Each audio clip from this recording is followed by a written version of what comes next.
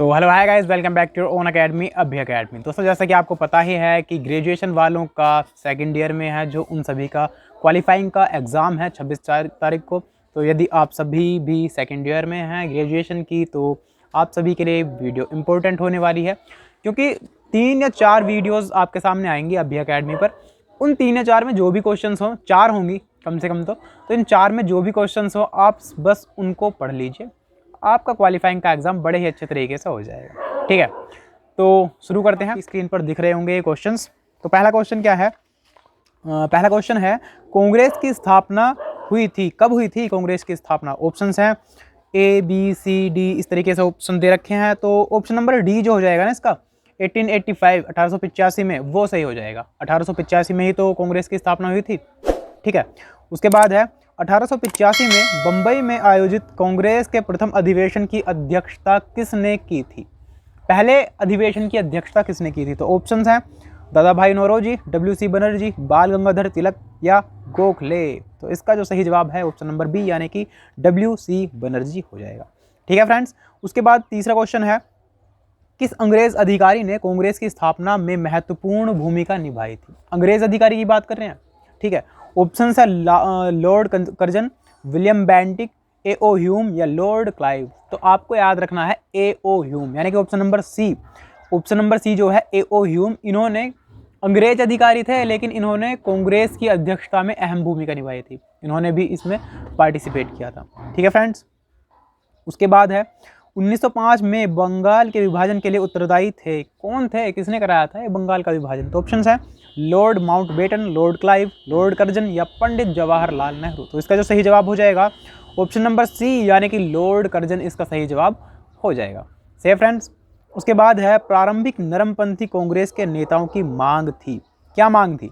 पूर्ण स्वराज्य की, प्रशासनिक तथा विधायिकाओं में सुधार की, या औपनिवेशिक स्वराज्य की, ये औपनिवेशिक लिख रहा है ना, इसको औपनिवेशिक देख लेना, ठीक है, या स्वतंत्रता की। तो इसका सही जवाब हो जाएगा ऑप्शन नंबर बी, यानी कि प्रशासनिक तथा विधायिकाओं में सुधार की। प्रारंभिक नरमपंथी कांग्रेस के नेताओं की जो मांग थी वो थी प्रशासनिक तथा विधायिकाओं में सुधार की। सही है, आप इनको ध्यान से सुन लीजिए, सुनकर ही याद रह जाएंगे। चाहें तो इनके स्क्रीनशॉट्स ले लीजिए, क्योंकि ये जो क्वेश्चंस हैं काफ़ी इंपॉर्टेंट है, बार बार रिपीट होने वाले क्वेश्चंस हैं, तो इसी प्रकार के क्वेश्चंस आपको देखने को मिलेंगे। क्वालिफाई बड़े ही आराम से हो जाएगा। ठीक है, सिर्फ 4 वीडियो आप देख लीजिए मेरी, ये जो आने वाली हैं, एक ये, इसके बाद 3 और आएंगी, इसको देख लीजिए, क्वालिफाई हो जाएगा अच्छे से। सही है, तो क्या 1885 में कांग्रेस की स्थापना का उद्देश्य था, क्या था? इसके लिए ऑप्शन नंबर डी सही जवाब हो जाएगा, यानी कि भारत के विभिन्न भागों में फैले राजनीतिक कार्यकर्ताओं के बीच मैत्रीपूर्ण संबंधों की स्थापना करना तथा जनता की शिकायतों को सरकार के समक्ष लाना। जो भी राजनीतिक कार्यकर्ता हैं, भटके हुए हैं, एक तरीके से अलग अलग काम कर रहे हैं, उनको संगठित करना, उनके बीच जो है मैत्रीपूर्ण संबंध बनाना, और जो जनता की शिकायतें हैं उनको सरकार तक पहुंचाना, ये इनका उद्देश्य था। सही है, जय हिंद का नारा लगाया था, किसने लगाया था? आपको सभी को पता ही है, सुभाष चंद्र बोस जी ने जय हिंद का नारा दिया था। तो ऑप्शन नंबर सी, सुभाष चंद्र बोस, इसका सही जवाब हो जाएगा। के बाद है, कांग्रेस ने कलकत्ता अधिवेशन 1906 में स्वराज्य को भारत का लक्ष्य घोषित किया, उस समय कांग्रेस का अध्यक्ष कौन था? तो जिस समय 1906 में स्वराज्य को भारत का लक्ष्य घोषित किया, तब की बात कर रहे हैं। तो ऑप्शन नंबर ए, यानी कि दादा भाई नौरोजी उस समय कांग्रेस के अध्यक्ष थे। ठीक है, 1906 में ये नारा दिया गया था कि ये बात कही गई थी कि स्वराज्य घोषित किया जाए भारत को। तो ये भारत जो है वो स्वराज्य होना चाहिए। ठीक है, तो उस समय जो है दादा भाई नौरोजी इसके अध्यक्ष थे। जलियांवाला बाग कांड के विरोध में किस भारतीय ने वायसराय की कार्यकारी परिषद से त्यागपत्र दिया था?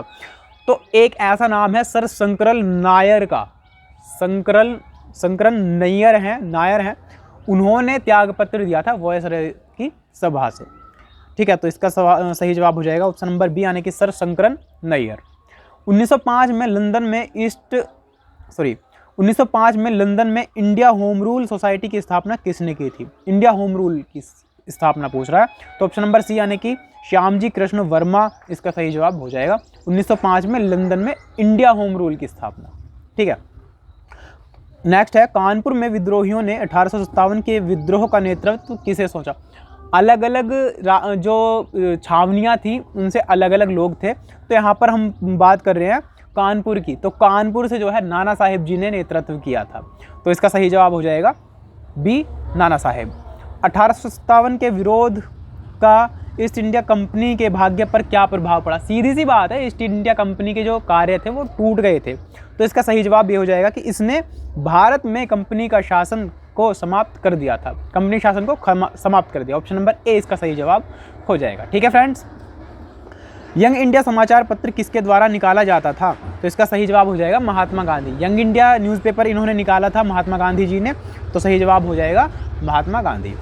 सविनय अवज्ञा आंदोलन को कब रोक दिया गया था?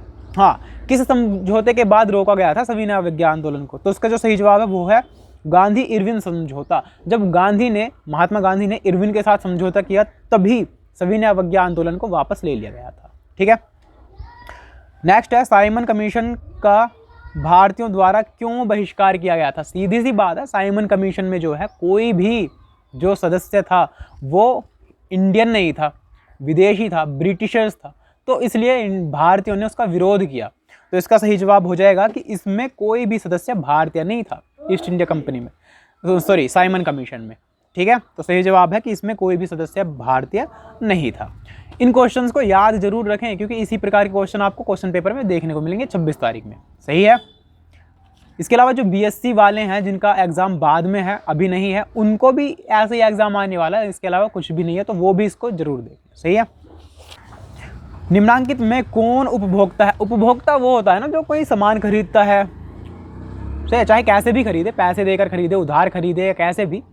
तो इसमें ऑप्शन जो है दे रखे हैं कि किसी वस्तु या सेवा को पूरा मूल्य चुकाकर खरीदने वाला उपभोक्ता होता है, किसी वस्तु या सेवा को आंशिक मूल्य चुकाकर खरीदने वाला उपभोक्ता होता है, किसी वस्तु या सेवा को किस्तों में खरीदने वाला उपभोक्ता होता है। तो भैया उपभोक्ता तो सभी हैं, मतलब जो भी किसी चीज़ को खरीद रहे हैं, चाहे वो उधार खरीदें, थोड़े थोड़े पैसे दे के खरीदें, इंस्टॉलमेंट पे खरीदें, उपभोक्ता तो सभी हैं। ठीक है, तो इसका जो सही जवाब हो जाएगा वो हो जाएगा उपरोक्त सभी। जम्मू और कश्मीर राज्य का उपभोक्ता संरक्षण अधिनियम वहाँ की विधानसभा ने कब पारित किया? जम्मू और कश्मीर का जो है उपभोक्ता संरक्षण अधिनियम 1987 में 1987 में पारित किया गया था। तो इसका सही जवाब ऑप्शन नंबर सी यानी कि 1987 हो जाएगा। उसके बाद है जिला फोरम के सदस्यों में से अनिवार्य महिला सदस्यों की संख्या कितनी है? तो जिला फोरम के जो अधिकतम सदस्य हो सकते हैं महिला सदस्य वो एक हो सकते हैं, एक से ज़्यादा नहीं हो सकती। तो ऑप्शन नंबर ए इसका सही जवाब हो जाएगा यानी कि 1।